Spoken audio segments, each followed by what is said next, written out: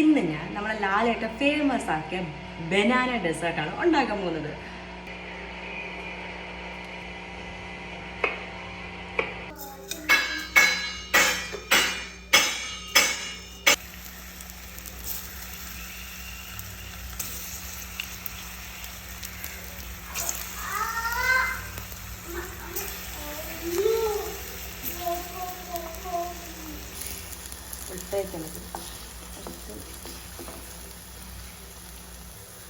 ഇപ്പം ശർക്കര കയ്യിലില്ലാത്തത് കൊണ്ടാണ് ഞാൻ ഇങ്ങനെ ചെയ്തത്.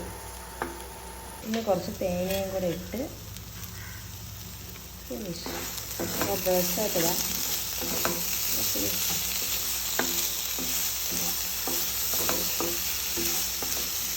കരയുന്നത്.